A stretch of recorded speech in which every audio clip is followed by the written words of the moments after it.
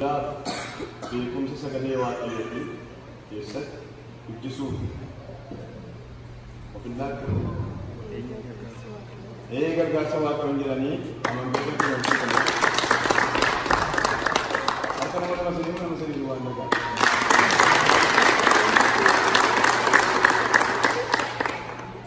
Oolmaa macaafa qulqulluu dubbisuuf barsiisuuf kadhachuuf kadhata barsiisuuf akkasumas hundee amantii kiristaanaa hubachiisuuf of hin kennitu gargaarsa waaqayyoon jedhanii oolmaa akka kanatti qooda Kiristoos isinitti kenneef mucaa kana tajaajiluuf qophooftaniitu gargaarsa waaqayyoon oolmaa karaa waaqayyoo irratti guddisuuf kakuu hin galtu ayyaana waaqayyoon waaqayyoon amma hundi keenya gara seera qophaa'anna.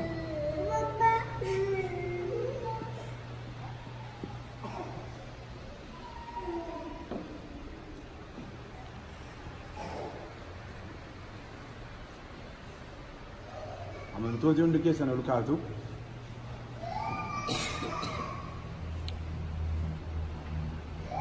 Oolmaa geessisaa maqaa Abbaatiif kan Ilmaa kan Hafuura Qulqulluun si cuubeera.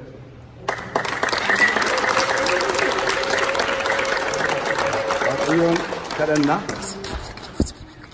Yaa Waaqayyoo si galateeffannaa si eebbisna. Biyya lafaa gubbaa kana irratti namni akka inni baay'atu akka inni holoru. Yaa Waaqayyoo ulfina kee akka inni mul'isuuf situ nama eebbise. Yaa gooftaa koo olumaa gala ijoollee yaa gooftaa waldaa kanaan eebbisaa waan jirtuuf dhiiraaf durba waan nu ilaachaa jirtuuf si galateeffannaa galanni siif haa ta'u. Maqaan kee maqaa gooftaa Yesuus Kiristoosiin kan eebbifame haa ta'u.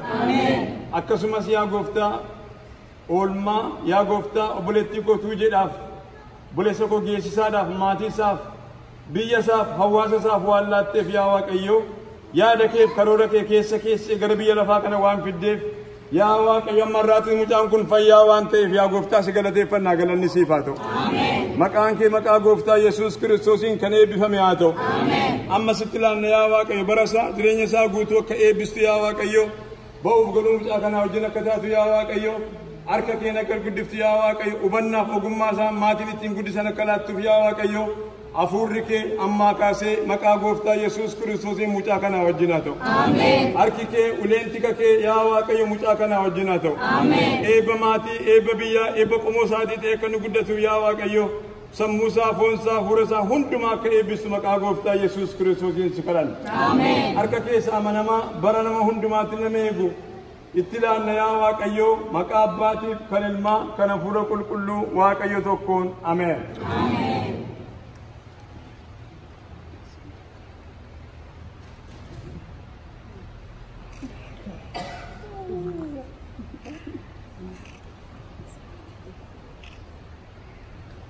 Walumaa gala Waaqayyoon galateeffannaa waan ta'eef Waaqayyoon galateeffannaa sagalee isaa dubbii isaa waaqeffannaa fi hundumaa Waaqayyoon galateeffannaa. Ameen.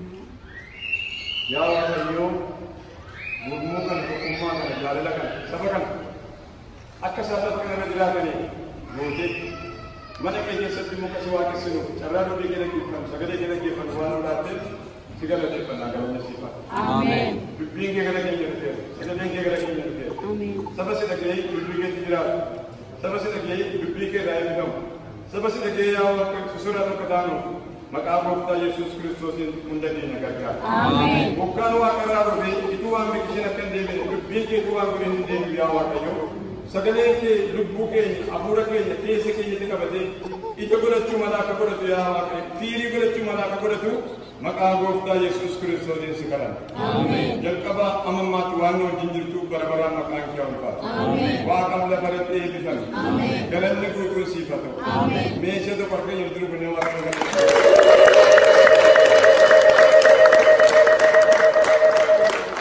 Waaqayyo saba koo eebbisee Waaqayyo waaqayyo fuula isaa gara keessanitti haa deebisu. waaqayyo isinitti haa araaramu. maqaa abbaatiif kan ilma kana fuula qulqulluu waaqayyo tokkoon ameen. abbaa keenyaa jennee kunuunaa.